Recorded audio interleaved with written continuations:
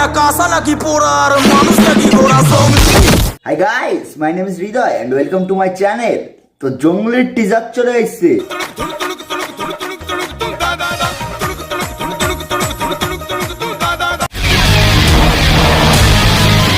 তো কি বানাইছে এটা? আরে এটা তো আমরা এক্সপেক্টই করিনি। জঙ্গলের যে গ্লিমসটা ছিল ওটা দেখার পর তো আমরা মনে করলাম যে কিছু একটা জায়গায় হবে, কিন্তু এটা কি বানাইছে? আগুন হাওয়া জঙ্গলি পুরো ফাটাইছে ভাই। আর শ্যাম আহমেদ যে অ্যাক্টিং করছে রে ভাই। আর এই টিজার দেখে আরো একটা জিনিস সব থেকে যেটা বোঝা গেছে সেটা হলো শ্যাম আহমেদ যে ফিল্মের প্রতি কতটা ডেডিকেটেড সেটা বোঝা গেছে। কারণ বাংলা সিনেমায় এই বাজেট, এমনিতে বাজেট কম, আর এর জন্য এতটা ডেডিকেশন যে কেউ দিবে না। রাইট। শ্যাম আহমেদের দাড়ি চুল সব রিয়াল। অন্য অ্যাক্টররা তো নকল দাড়ি লাগাই ধুই দেয়, এখান থেকে সব বোঝা যায়। যেমন রাজকুমারে আরশ খান লাগাইছিল। শ্যাম আহমেদের লুক জঙ্গলি ক্যারেক্টারের সাথে এতটা মানাইছে যে মানে একদম রিয়াল লাগতেছে। রিয়ালি তো তো এতটা লুকটা রিয়ালিস্টিক লাগতেছে যে আমি 4টা উকুন দেখছি শ্যাম আহমেদের দাড়িতে, এরকম বড় বড়। ভয়ঙ্কর ছিল, খুব ভয়ঙ্কর ছিল উকুন কয়টা। আর একটা উকুনের তো আবার বাইসেপ আছে। অসাধারণ হয়েছে জঙ্গলের টিজার, একদম অসাধারণ হয়েছে। তামিল যে মিড বাজেটের যে ফিল্মগুলো হয় না, ওগুলো আমার খুব ভালো লাগে, ওইরকম একটা ফিল্ম হবে। আর এই ফিল্মে বুবলি আছে। বুবলি বুবলি বুব সোনা বুবলি রে, ডুবলি ডুবলি প্রেমে ডুবলি রে, বুবলিকে ভালো লাগতেছে। আর এই টিজারে একটা শট দেখলাম যে বাস যাচ্ছে রোডের উপর দিয়ে, একটা লং শটটা অস্থির লাগলো আমার কাছে। আর টিজারে যে বিজিএমটা ছিল, ওয়াও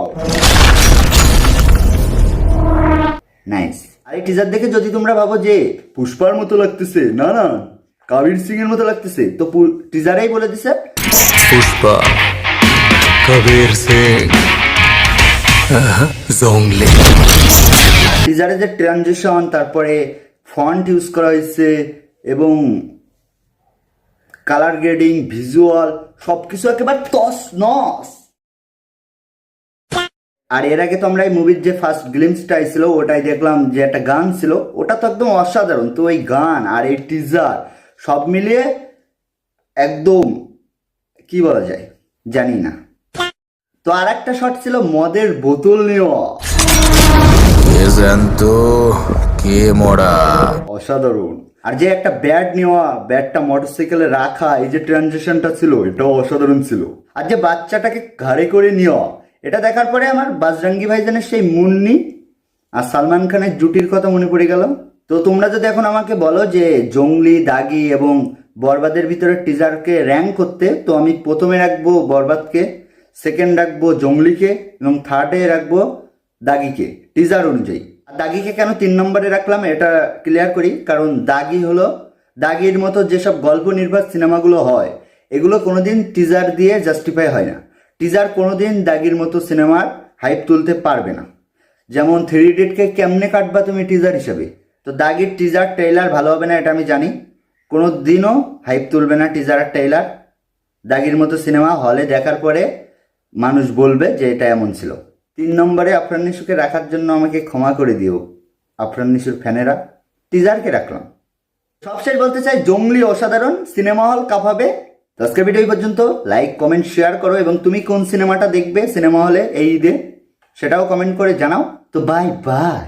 জঙ্গলি জঙ্গলি জঙ্গলি আমার সোনা জঙ্গলি রে, ডুবলি ডুবলি ডুবলি।